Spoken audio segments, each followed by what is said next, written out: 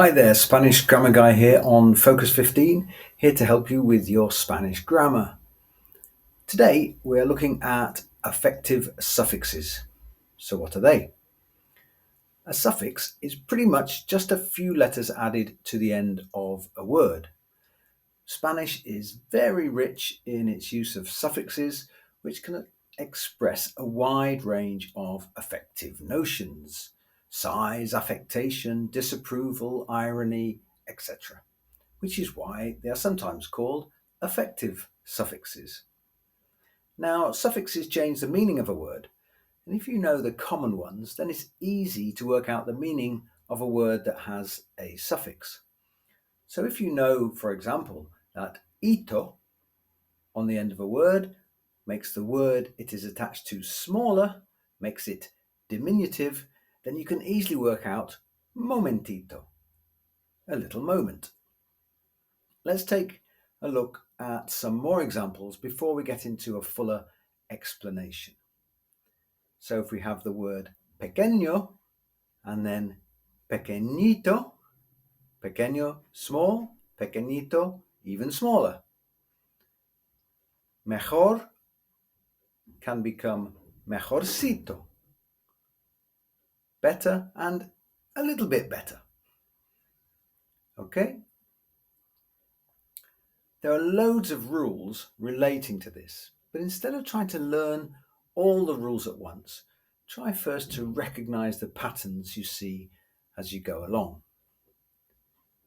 So let's look at three types of suffix: diminutive, augmentative, and pejorative. Then we're going to list a load of suffixes that group together certain types of words. Okay, let's have a look at diminutive suffixes.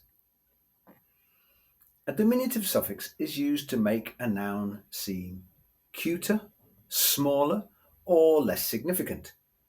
There are several diminutive suffixes in Spanish, so let's have a look at some of them one by one. For example, ito or ita. It often denotes smallness. So if we take an example like quiero un poco de leche, I want a bit of milk, we can make poco diminutive by saying quiero un poquito de leche. I want a little bit of milk. Let's have a look at the next one. Me gusta tu perro. I like your dog. We could say me gusta tu perrito.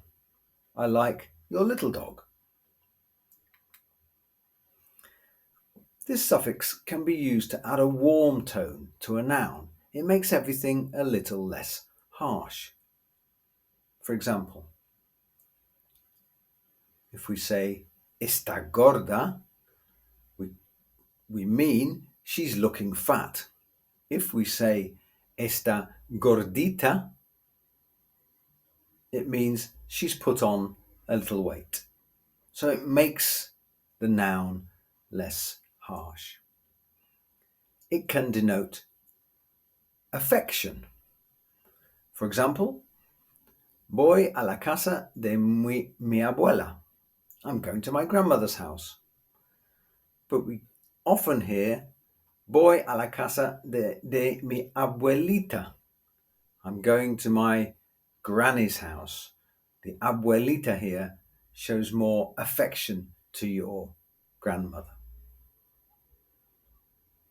This suffix is often used to convey a warm and friendly attitude to whoever you're speaking to. You may have been to Spain and heard a waiter ask you, instead of saying alguna cosa más, anything else, they might say alguna cosita más. This conveys a warmer and friendlier attitude and might be translated as something like, would you like anything else, rather than simply anything else. Colloquially, this suffix can be used to add specificity to an adverb. This would sound odd to a Spaniard and is much more common in Latin America. For example, you might hear, está ahí, it's there, or you might hear está ahícito, it's right there.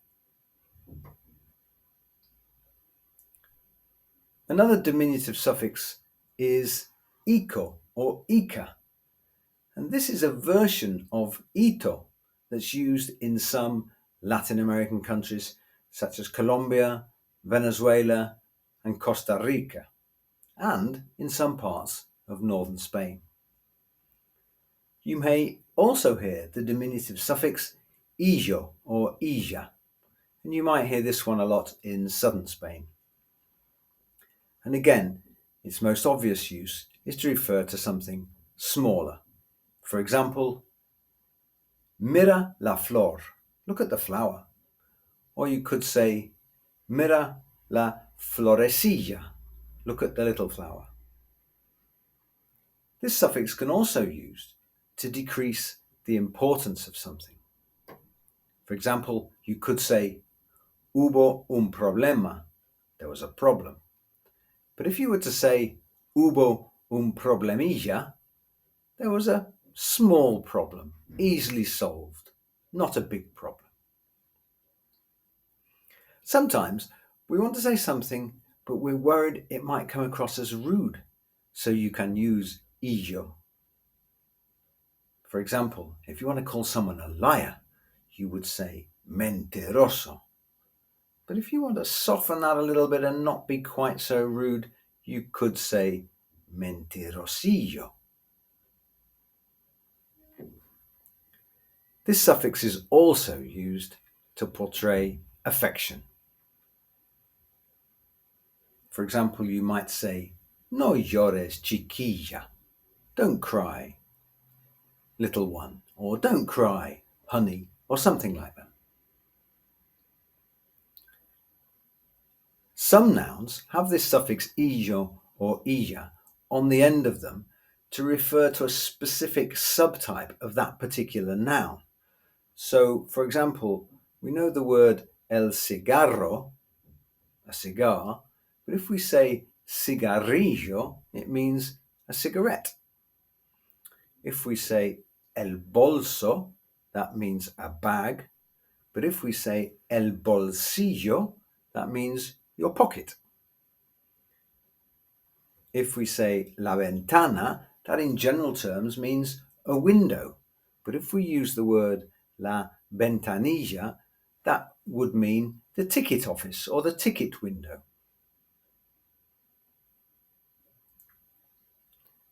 Often, diminutive suffix can be uello or uella, and this suffix is used to create a word, again, for a smaller version of something.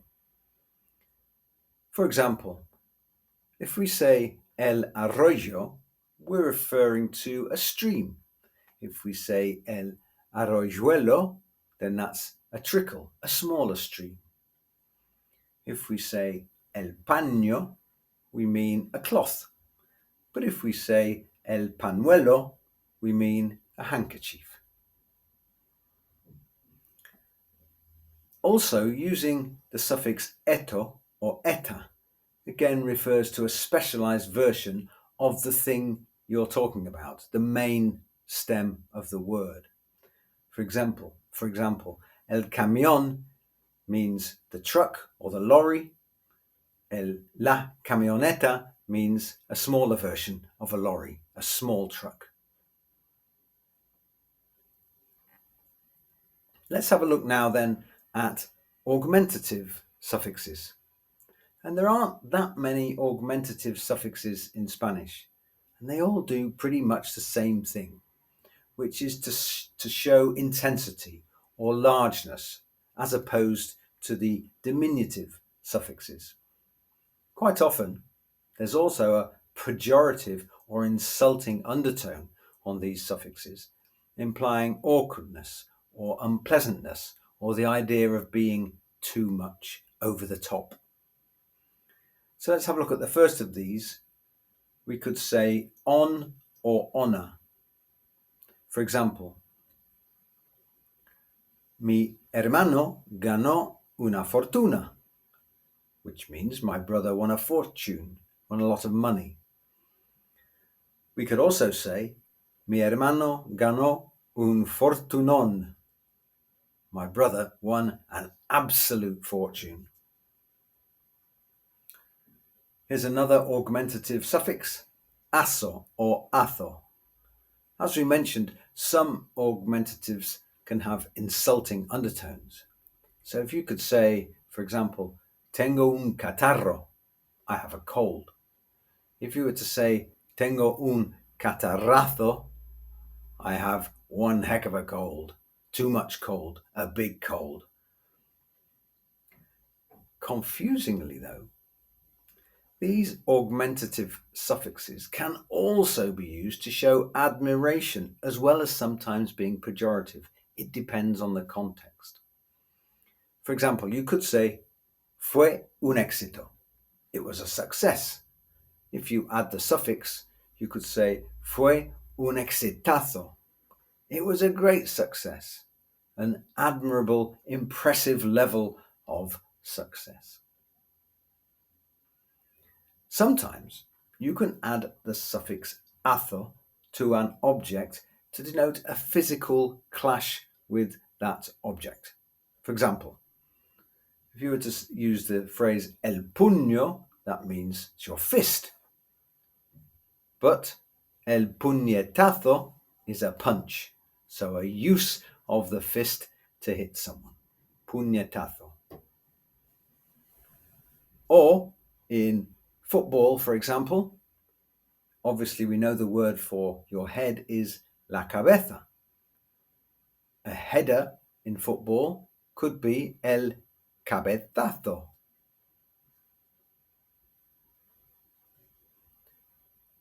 Another augmentative suffix could be ote or ota in the feminine. And again, this shows largeness, but often has pejorative undertones. For example, we could say, hazme un favor, do me a favor. Or we could use it in a different way and say, for example, mi ex me pidió otro favorzote. My ex asked me for another massive favor, and this would be in a pejorative context. Let's have a look at one more augmentative suffix, udo. Again, this shows largeness with pejorative undertones. For example, mira su cabeza, look at his head. Mira su cabezudo, look at his big head. Okay. Let's now go on to look at pejorative suffixes. When we say that something is pejorative, we mean that it's insulting or derogatory. Sometimes the same suffixes used as diminutive or augmentative suffixes can be pejorative. So it is a bit confusing. For example, if someone is referred to as una mujercilla rather than una mujer, it's usually being used in a patronizing way. She's not being called small, she's being called unimportant. Other pejorative suffixes include ako or aka, acho or acha, ajo or aja, astro, astra, uco, uca, ucho, ucha, ejo, and eja. And here's a few examples. El libro means the book. El libraco is a really hefty old book. A heavy, large book. Población means the population. Poblacho means the rabble or the plebs in a pejorative sense. El médico obviously means the doctor. Un medicastro is a useless doctor. Una casa is a house. La casuca is a shack, not a very nice house. And finally, if you were to say ese tipo, you could say that guy, that dude, that person. If you were to say ese tipejo, that would be pejorative and could be translated as something like that idiot, that moron. Now, there are lots of other suffixes in Spanish, such as mente or ante, but these will be covered in other videos, so look out for them. That's it for now.